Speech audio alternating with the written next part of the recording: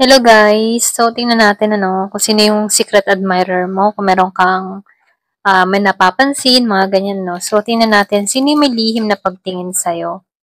Yung bang tipong wala kang idea na meron na palang tao nagkakaroon ng interest sa'yo, okay? So, be open-minded po, hindi po halos lahat makaresonate. Thank you nga po pala sa mga nagsusubscribe, sa mga bumabalik. Thank you po. Start na tayo. Sino yung may lihim na pagtingin sa'yo?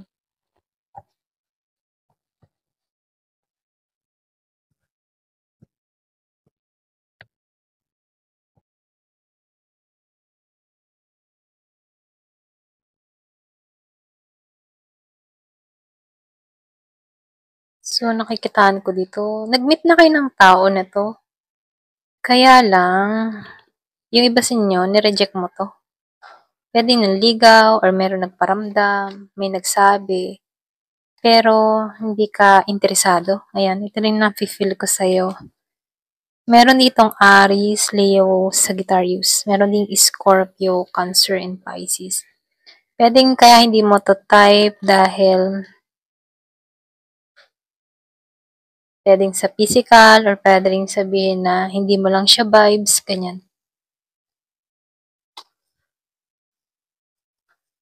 So, dito nakikitaan ko dito, yung iba sa inyo, nakilala ka ng tao nito, sa pamagitan ng friends, puwedeng pinakilala sa'yo dito, kaya lang dedma ka dito, ayaw mo dito, wala kang interest, wala kang gusto, gano'n. Gano'n yung pinakikita mong energy dito. So, nakikitaan ko dito, itong tao na 'to, nasaktan 'to sa'yo. Meron akong nakikitang Leo, Year of the Horse, or puwede rin meron kang ex dito na dinedma mo, okay? Wala ka ng interest, wala ka ng gusto, ganyan. So, lumalabas dito, no? Meron ditong manggugulo. Ito lang yung nakikita ko, no? Pwede rin sabihin, meron ditong hindi tanggap na binabaliwala mo siya dito, ganyan. Wala ka ng pakialam. So, meron akong nakikitang manggugulo or pwede rin may pangwasak na nangyari dito. So, kung ex mo to, no, nakikitaan ko dito na hindi mo to tanggap, ayaw mo dito. So, lumalabas dito na kahit ayaw mo dito, makulit to. Ganun. Ganun yung energy niya. Makulit to. Ikinukulit niya yung sarili niya. Kahit wala ka ng interest dito. So, dito, nakikitaan ko dito, kaya ganun siya kakulit, dahil nahihirapan na to. Ayan. Kung gaya itong tao na to, gusto niya lang i-share yung kanyang nararamdaman sa'yo. Kaya lang dito wala ka ng interest or pwede rin hindi mo to gusto, hindi mo to, hindi mo siya feel. Kung bago to sa'yo, hindi mo to feel, kaya lang makulit to, papansin to. So, nakikita ko dito, tinamaan tong tao na to sa'yo. Yung bang tipo na, ikaw yung nakikita ng tao nito na bagong simula para sa kanya. Kaya lang hindi kayo naka-align sa isa't isa. Walang alignment. So, lumalabas dito,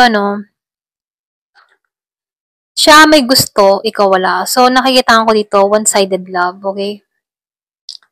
So, dito, itong taong ito, nahihirapan na siya. Hindi niya alam yung gagawin dito. Hindi rin ito makatulog. Lagi kang iniisip ng tao nito dahil ang gusto ng tao nito ay ikaw, okay? Ikaw yung makamtan nito. Yung iba naman sa inyo, yung ex mo, okay? May ex ka dito. Gusto ng renewal sa'yo, kaya lang ayaw mo. Gusto ng healing sa'yo, pero deadma ka na rito, okay? So, dito, nakikitaan ko dito, wala ka namang pinagpipilian, wala ka namang choices, or pwede rin sabihin, ayaw mo lang munang magrelasyon. Kasi nakikita ko dito, wala ka namang option, wala ka namang pinagpipilian. Pwede rin sabihin, nakapokus ka lang dito sa trabaho mo, sa sarili mo, or dun lang muna ang pinagtutuunan mo. Kasi yung iba sa inyo, meron kang pinagdaanan dito na masakit, okay? So, meron ka ditong nakadiling before na sinungalin. Meron akong nakitang Pisces. So, dito, meron ditong taong sinungalin sa'yo, hindi nagpakatotoo. Kaya hanggang ganun na lamang ang pag-ayaw mo dito. Kaya dito, dito siya sa energy na ayaw mo makipagkasundo dito, okay? Wala pang pag-aayos na nangyayari sa inyo. Pwedeng umiwas ka dito or pwede ring may blockage sa inyong dalawa ng tao na to. So, dito, lumalabas din dito, Yung iba sa inyo, para kang nabunutan ng tinik nang nawala tong tao na to. Kasi nawala yung bigat ng responsibilidad mo. Yung iba sa inyo, ex mo to, malakas. Ayan, ito lang nakikita ko, no? Nabunutan ka ng tinik dito. Pero ganun pa man, ano, hanggang ngayon, meron pa rin tong lihim na pagtingin sa'yo. Okay?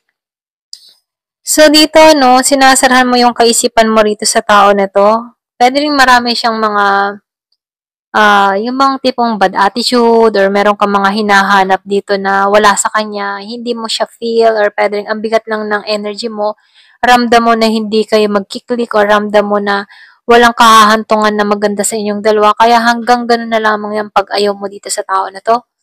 So, ito na yung nakikita ko dito, no? Wala ka talagang pagmamahal dito. Hanggat maaari, binalak mo na nga itong tao na to eh. Kaya lang dito, no, pilit at pilit pa rin itong tao na ito na gusto kang makasama dito. So, dito, no, malakas yung Pisces. Malakas yung Pisces. Ayan, ito lang yung nafe-feel ko. So, dito, no, nakikitaan ko dito. Kaya ayaw na ayaw mo dito kung ex mo to, no? Dahil meron ka ng mga naranasan dito or pwede rin napagod ka na rin dito. So, binibigyan mo ng chance ang ibang tao para sa'yo. Ganyan. So, dito, ano, balance ka na kasi. Kaya dito, nahanap mo na yung clarity sa kaisipan mo, alam mo na yung makakabuti para sa'yo. Ayaw mong magkaroon ng problema. Ganon. Ayaw mong maapektuhan yung peace of mind mo. Kaya hanggat maaari, nakikitaan ko dito, binablock mo to or iniiwasan mo tong tao na to. So, lumalabas din dito, no? Yung iba sa inyo, kaya ganito na lang yung inaasal mo dahil inabandonan ka ng tao na to or iniwan ka ng tao na to or pwede rin merong nasayang sa inyo. Yung iba sa inyo, 4 na taon na merong nasayang sa inyo mula sa tao na to, okay? So, ano yung gusto nang sabihin ng tao na to? Kasi nakifeel ko, malakas ay yung ex. Meron akong nakikitang Gemini, Aquarius, Libra, Aries, Leo, Sagittarius, Scorpio, Cancer, Pisces. Ayan. Yun lang yung nakikita kong energy dito, no? So, ano yung gusto niyong sabihin?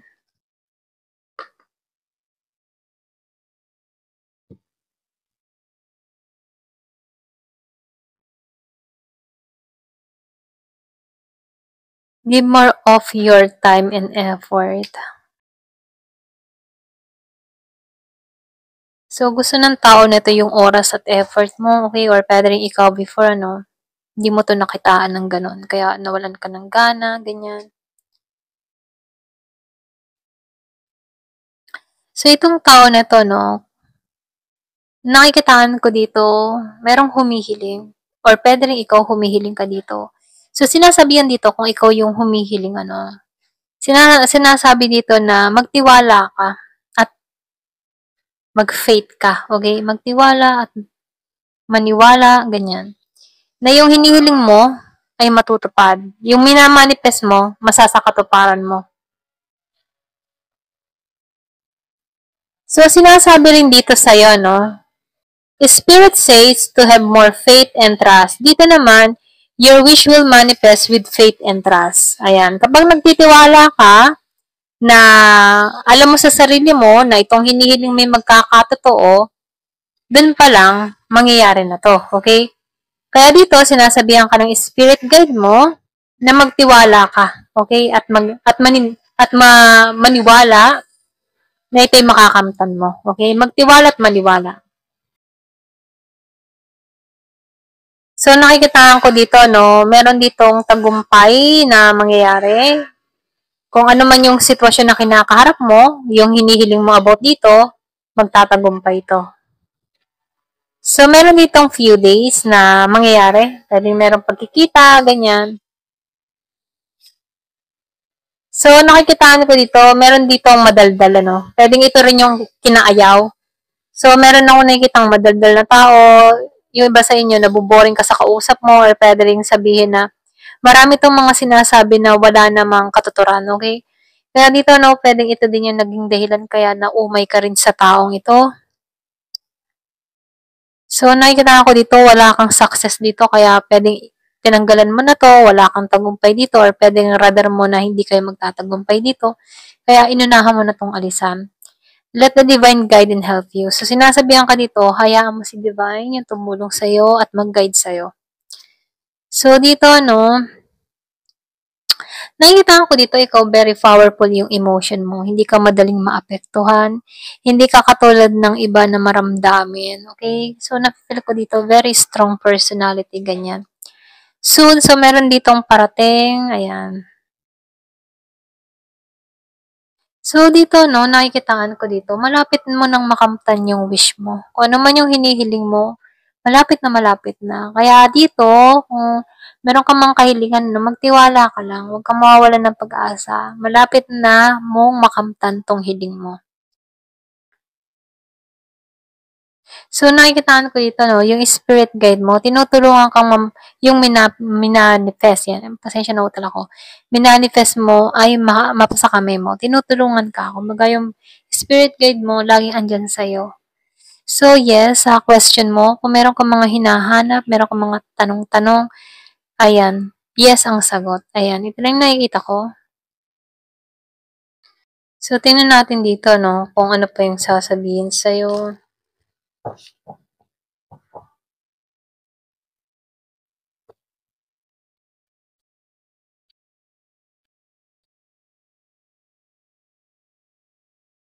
Give me the message. Ano pa yung gustong sabihin dito? Caprice. So, nafe-feel ko dito, kung ano man yung mga pinagdadaanan mo, hindi na to magtatagal, matatapos na to. Okay, temporary situation lang yung mga nararanasan mo dito. So, lumalabas dito, no, meron ditong kasiyahan, kaligayahan na magaganap. So, meron dito pleasure, ano. So, lumalabas dito, meron ditong tao na yung bang very sweet or pwede rin sabihin susuyuin ka na ito. Okay? Kaya lang dito, pagdating sa yung misfortune to, ganun na lang pag ayaw mo sa tao na to, kumbaga, ay, andyan ang malas. Kumbaga, tingin mo sa person mo dito, malas lang ang hatid. So, dito, ano, auto crazy. So, nafe-feel ko dito, victory ka or pwede rin sabihin, ikaw yung mananalo sa sitwasyon na to. Kumbaga, hawak mo yung alas, ganun, okay? Ikaw yung may control sa sitwasyon na to. So, yung basta nyo, meron kang kadiling na Gemini.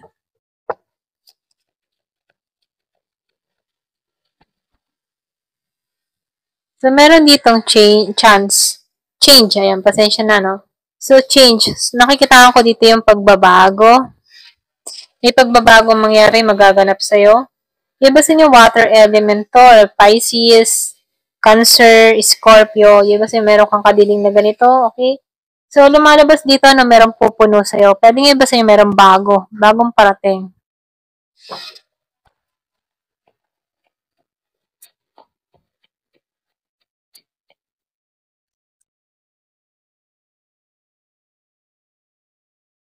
So, nakikita ko dito yung iba sa inyo, Libra. Meron kang kadiling na Libra.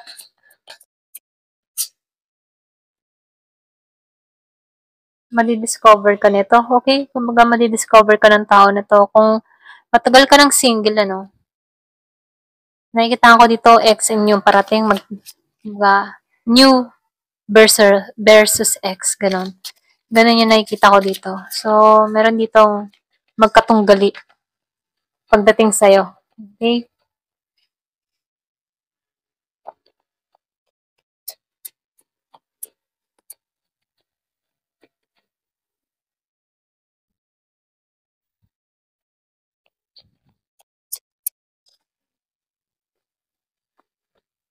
So, meron ditong peace. So, kapayapaan ang parating. Mahanap mo yung kapayapaan mo. Success. So, magtatagumpay ka rito.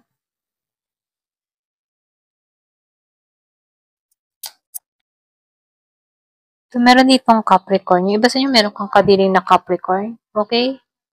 Ayan. Hanggang dito na lamang po. Thank you for watching. Love and peace.